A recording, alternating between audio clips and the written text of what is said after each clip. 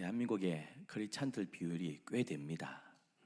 이 정도 되면 설이나 추석 명절 되면 방송국에서 카메라 들고 제사하는 그 모습 대신에 예배하는 모습도 비춰줘야 되는데 그러지 못한 것이 참 안타깝기도 합니다. 주보에도 제가 잠깐 적었지만 제사는 불교 신자들은 원래 제사 지내는 법이 아닙니다. 유교가 지냅니다. 우리나라의 유교 인구는 별로 없습니다. 그럼 제사 안 지내야 됩니다. 우리 기독교 보고 조상 숭배하지 않는다고, 조상을 공경하지 않는다고 이야기하며 물어보세요. 종교가 뭐냐? 불교다 하면 어리석은 사람아, 불교는 제사 안 지낸 거다. 삼국시대 또 불교가 국교였던 고려시대 제사라는 것이 없었습니다. 아직도 우리는 참 이러한 여러 샤머니즘 또 미신 또 타 종교의 영향을 많이 받고 있습니다. 제가 한번 말씀드렸는데 기억나세요? 우리가 있는 동네가 남산동입니다. 왜 남산동입니까? 큰절 범어사에서 볼 때에 남쪽에 있는 동네다 해서 남산동입니다. 옆에 있는 구수동, 왜 구수동입니까? 원래 이름은 굿세입니다. 굿트란 말입니다. 굿을 많이 해서 무당과 점장이가 굿을 많이 한 동네다 해서 굿세였습니다. 굿트란 말입니다. 그게 구수동 되었습니다. 여러분, 이 물도가 심하고 미신이 많은 이 부산이 변하여 가장 하나님을 잘 섬기는 성시가 될 줄 믿습니다.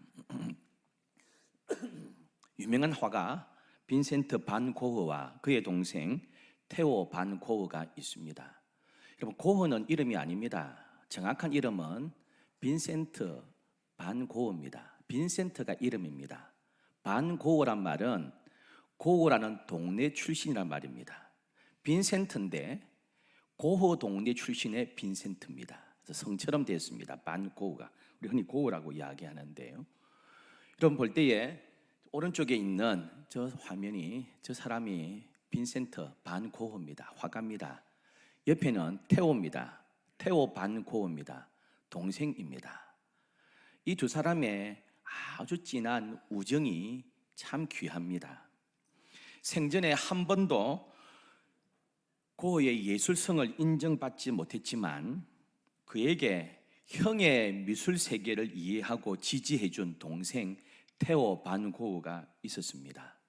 두 형제가 주고받은 편지가 한 700통 가까이 됩니다. 7년 동안 그림 한 점 팔지 못하고 있는 자신에게 경제적인 지원과 후원을 아끼지 않는 동생에 대한 미안해하는 형과 그런 형의 예술 세계를 존경하고 사랑하며 지원했던 동생의 아름다운 형제애가 그 700통 가까운 편지에 고스란히 담겨 있습니다. 동생 테오 반 고흐의 연봉이 오늘날로 따지면 4,500만 원 정도 되는데요. 생활력이 없고 그림 한 점 팔지 못하는 형을 위해서 생활비와 미술 재료를 사라고 자기의 연봉 4,500만 원 가운데 매년 1,800만 원을 보내어 주었습니다. 보통 형제가 아니지 않습니까? 형 빈센트가 미래에 대한 불안과 두려움으로 흔들릴 때 이렇게 편지 적었습니다. 형, 나는 형이 반드시 성공할 수 있다고 한순간도 의심하지 않았어. 언젠가 음악가 베토벤에 비교될 만큼 위대한 미술가로 이름을 틀림없이 남길 것이요 라고 하며 늘 용기를 북돋아 주었습니다. 무명의 화가로 빈센트 반 고흐가 죽고 말았습니다. 1년 뒤에 테오 반 고흐도 질병으로 형 따라 죽고 말았습니다. 무명의 화가로 남았는데요, 시숙과 남편이 죽은 이후에 제수시인 요한나 봉건은 시숙의 그 남겨둔 유작들을 가지고요 참 많은 사람들에게 알리기 위해서 무척 애썼습니다. 남편 죽었죠. 시숙 죽었죠. 하숙집을 운영하면서 그 하숙집을 갤러리로 만들어서 그 고흐의 작품을 알리기 시작했습니다. 많은 미술관을 찾아가면서 봐달라고 요청을 했습니다. 그러다가 1905년 암스테르담에서 그의 유작 444작품을 대규모 전시회를 하면서 재평가되며 이 죽은 빈센트 반 고흐가 알려지기 시작했습니다. 이 두 형제의 아름다운 형제는 참 귀합니다. 가장 좋아 보이는 가정, 아름다운 집안은 어떤 가정이고 집안이겠습니까? 뭐니 해도 형제 간에 정말 우애를 나누는 모습입니다. 동서들지간에 우애를 나누는 집입니다.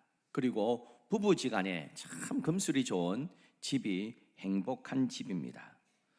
여러분, 이사 온 성도들이 이제 이사를 와서 새로운 교회를 정하기 위해서 이 교회 저 교회를 가봅니다.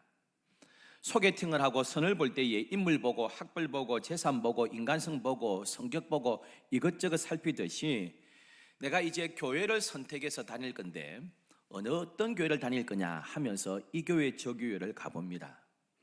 미국의 통계에 의하면 교회에 발을 딱 들어오는 그 순간부터 5분 안에 내가 이 교회를 다닐 것인지 말 것인지를 결정한다고 합니다.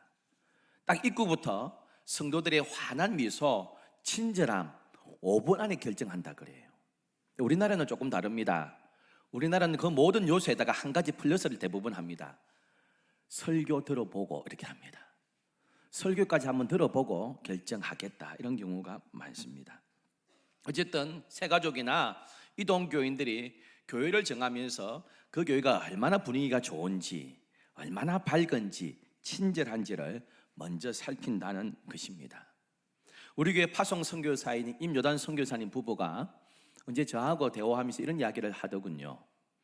서울에서 어떤 교회에 예배를 드리게 되었답니다. 그 교회에 보고하는 것도 아니고요, 그냥 머무는 숙소하고 가까워서 타교 다닌데 큰 높은 빌딩의 9층에 임차해서 예배당이 있었습니다. 그래서 그 간판을 보고 그 교회에 갔는데요, 쇼크를 받았대요. 1층 엘리베이터 앞에서부터 안 내려서는데요, 거기에서부터 얼마나 환하게 친절하게 대하는지요. 9층 엘리베이터 딱 내렸습니다.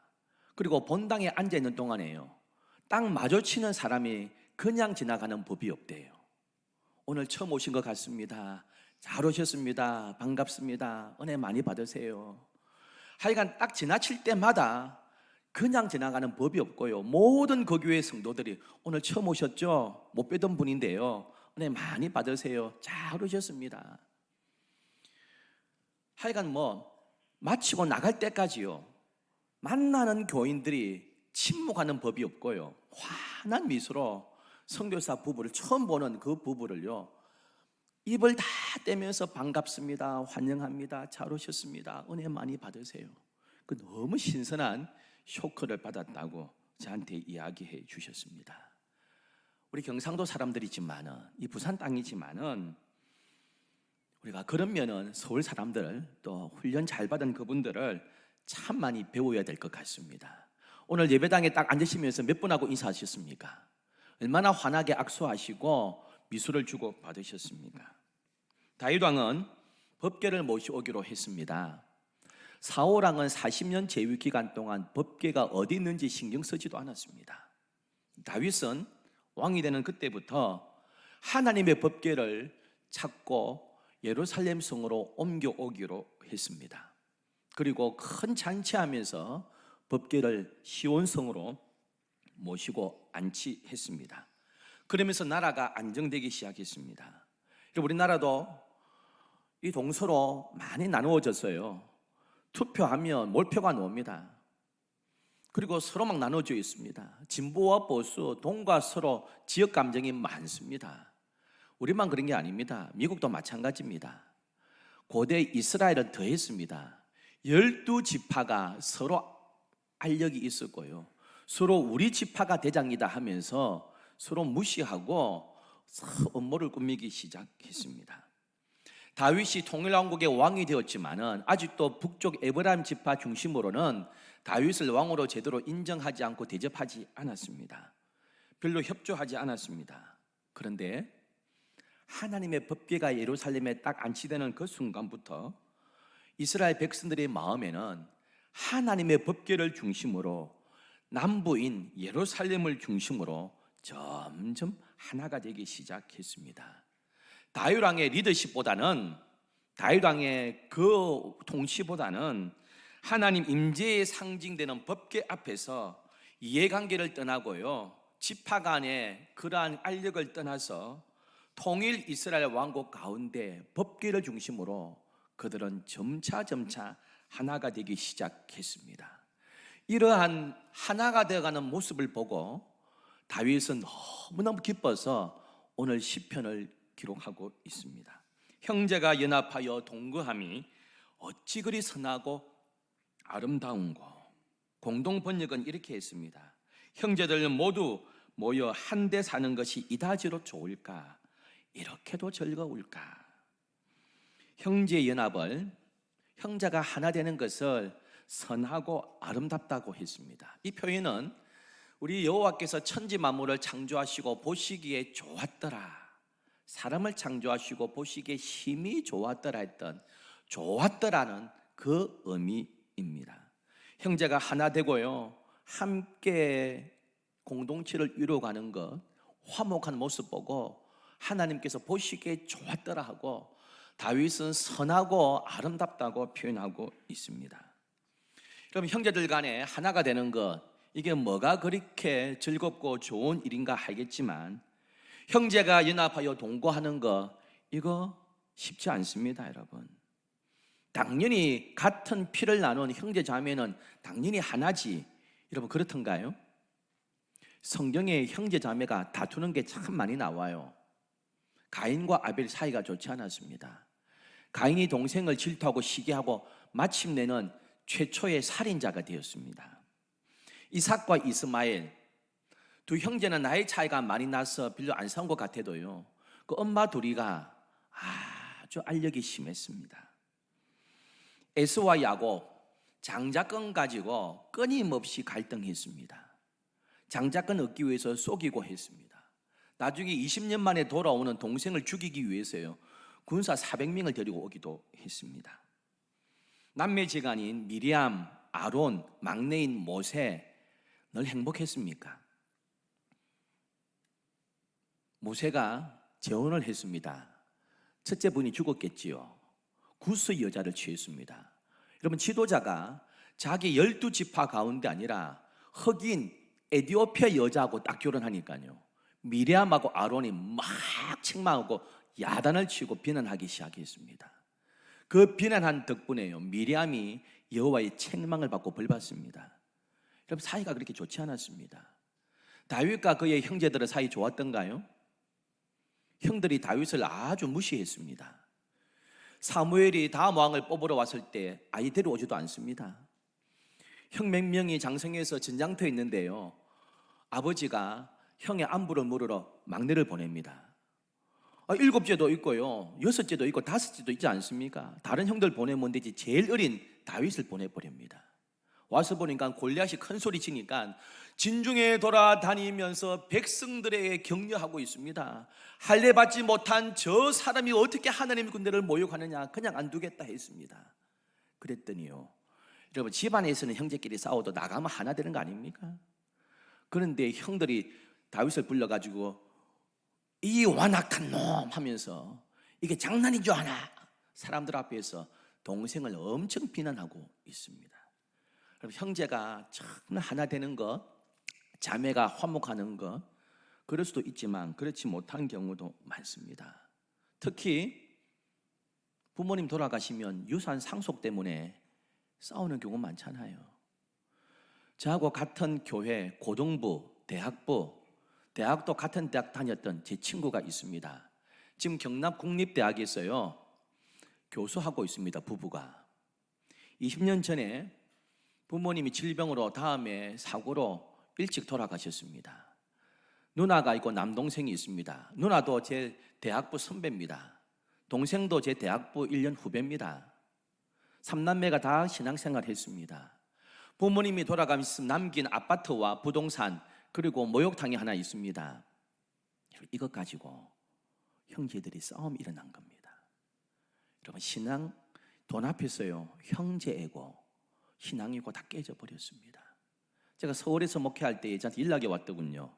신목사, 우리 부모님 일주기 추도 예배 드리는데 신목사가 와서 좀 예배 인도 좀 해주라.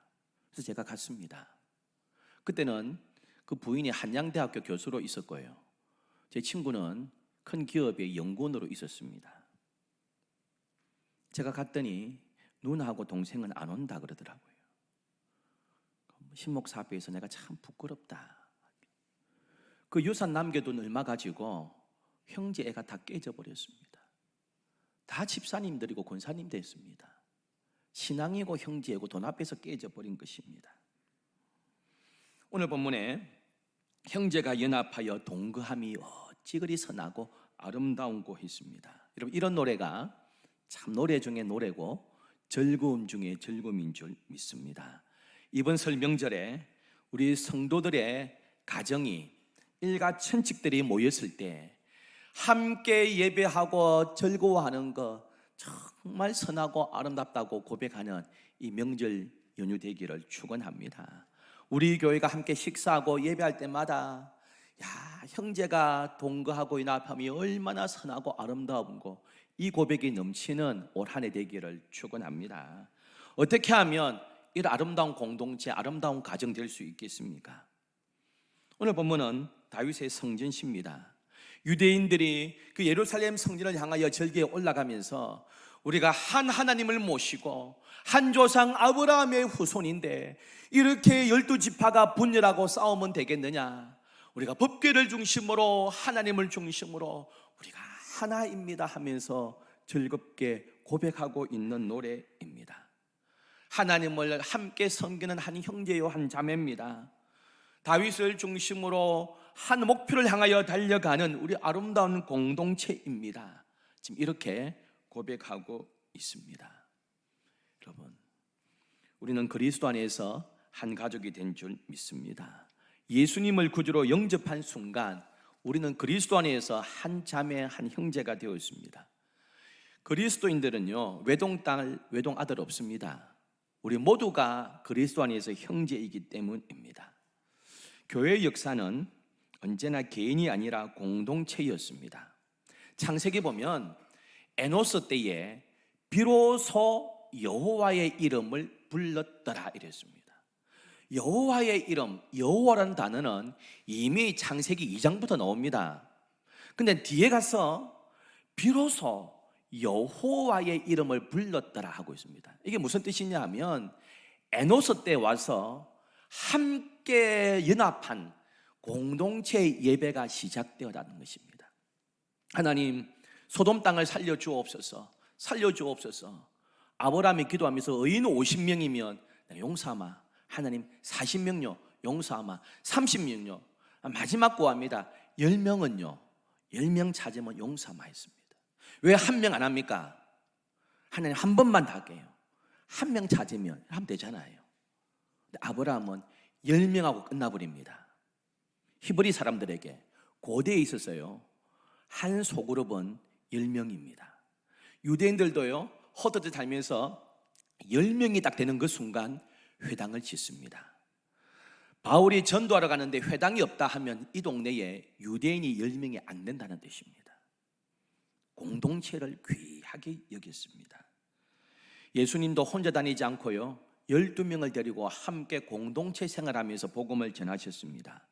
오순절 성령이 임할 때에 120명이라는 성도들이 함께 모여서 찬송하고 기도하고 있었습니다. 초대교회 그리스도인들 중에 공동체에서 빠져나가서 개인의 이익을 추구하자 했을 때 바알과 같은 목회자들은 그들에게 촉구했습니다. 하나님께서 성령께서 하나 되게 하신 것을 힘써 지키라고 했습니다. 우리 모두가 그리스도 안에서 한 형제요 자매인 줄 믿습니다. 한 공동체 형제 자매를 인정하고 연합하고 동거하는 사랑 나누는 것이 결코 쉽지 않습니다. 어머니 한 배에서 태어난 형제도 돈 앞에서 깨어지는데요, 우리가 뭐 피가 섞였습니까? 그리스도 안에서 하나가 됐는데요, 이걸 하나가 되고 연합하고 동거하기 위해서 참 애를 쓰셔야 됩니다. 어떻게 해야 됩니까? 어떻게 해야지 우리가 연합할 수 있습니까? 그 비결을 2절에 기록하고 있습니다. 머리에 있는 보배로운 기름이 수염 곧 아론의 수염에 흘려서 그 어깨까지 내림 같고 합니다. 출애굽기 29장에 보면 대제사장과 그의 아들 아론의 아들 제사장들을 임명할 때에, 여러분 제사장을 임명할 때에 우리는 요즘은 목사 안수할 때에 안수를 합니다. 장로님 안수합니다. 여러분 그때 제사장을 임명할 때는 앉혀놓고요 머리에 올리브 기름을 쭉 붓습니다.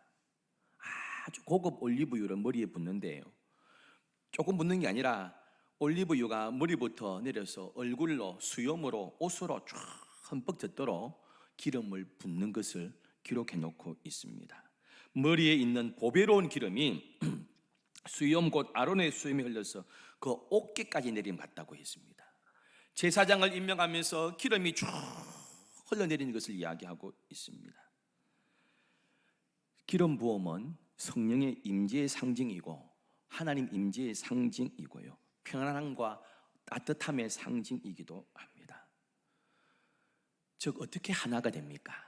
어떻게 아름다운 공동체를 이루어가고 아름다운 가정을 이루어가고 교회를 이루어갑니까? 옆에 앉은 집사님을 대할 때, 우리 친척을 대할 때, 내 형제 자매를 대할 때요, 이분이 하나님께서 머리에 기름 부으신 제사장이라고 생각하고요, 그 형제를 대하고 자매를 대하고 옆에 앉은 성도를 대할 때에 아름다운 공동체가 된다고 말씀하고 있습니다. 예수님의 사랑으로 내 옆에 있는 이 권사님이, 이 성도가 하나님께서 택하신 제사장이구나, 왕같은 제사장이구나.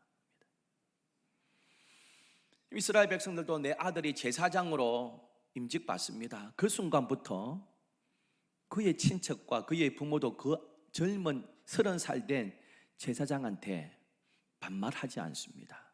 존댓말 하고 제사장으로 섬깁니다. 제가 나이 30에 부산으로 부목사로 왔습니다.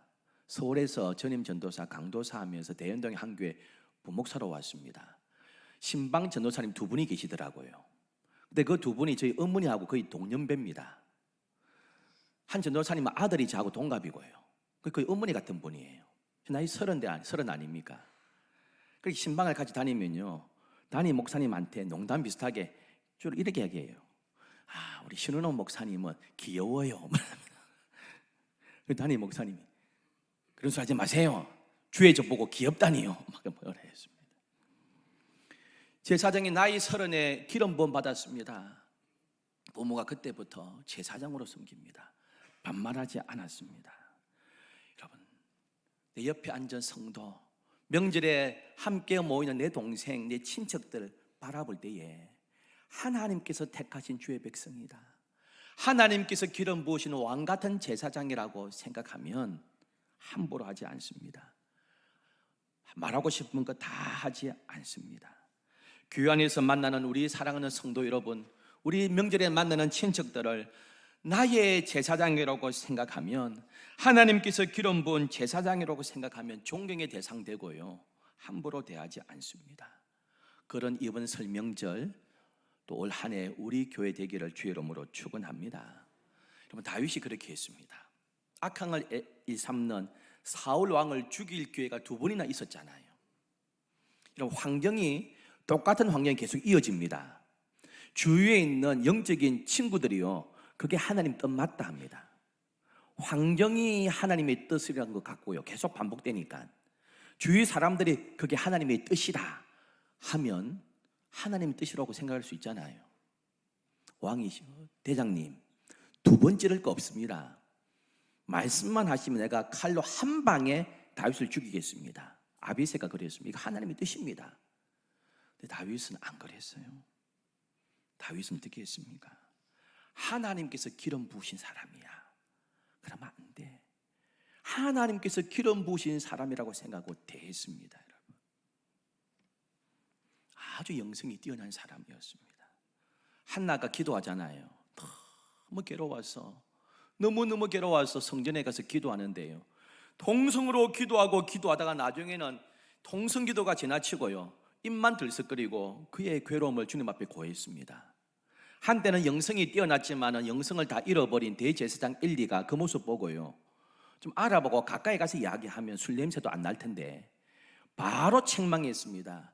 여자가 말이야 아침부터 와가지고 술 먹고 와가지고 성전에서 술주정이나 하고. 우리 같으면 어떻게 했습니까? 내가 이 교회 오나 봐나 목사가 한 번씩 내 아픔도 모르고 내보고 술 먹고 교회에서 뭐 주정거린다고 생각하고. 그런데 한나가 어떻게 했습니까? 엘리를 대할 때 하나님께서 기름 부은 제사장으로 되었습니다. 제사장님 아닙니다. 마음이 슬픈 여자입니다. 이런 사연이 있습니다. 그랬더니 어떤 일이 있었습니까? 엘리가 평안히 가라. 내년 이맘때 네가 아들을 낳을 것이다 했습니다. 그때 화내고요, 뭐 이런 제사장이 있나고 가버렸으면 사물 안 생겼습니다.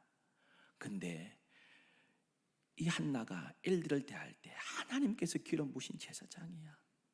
그렇게 대했더니요, 그 제사장의 입으로 통하여서 축복을 받게 됩니다. 여러분, 우리 옆에 앉은 우리 성도 올 한 해 내가 하고 싶은 말 다 하지 말고요, 이번 친척 설날에 만나는 우리 형제들 친척들 정말 믿든지 안 믿든 간에 하나님께서 이 친척 위해 가지고 예수님 보내주시고 이 사람 구원하시려고 피 흘려주신 귀한 분이다, 하나님께서 제사장 삼으신 분이다, 그러면 생각하면 정말 아름다운 동거, 연합, 형제가 넘치게 될 줄 믿습니다. 헐몬의 이슬이 시온의 산들에 내림갔다 했습니다. 헐몬산은 레바논 쪽에 있는데요, 2700m 되는 백두산보다 높습니다. 만년설이 있고요, 눈이 내리고 늘 이슬 내립니다. 그 눈이 녹으면서 이슬이 흘러내리면서요, 남부로 쭉 오면서 이스라엘 땅을 적십니다. 그 물이 나중에 갈릴리로 오고요, 또 요단으로 오고 사해까지 이어집니다. 헐몬이 이슬이 그 물이 온 땅에 적심 같다 했습니다. 그러면서 온 땅에 이스라엘 나무들이 자라고요, 식물이 자랍니다.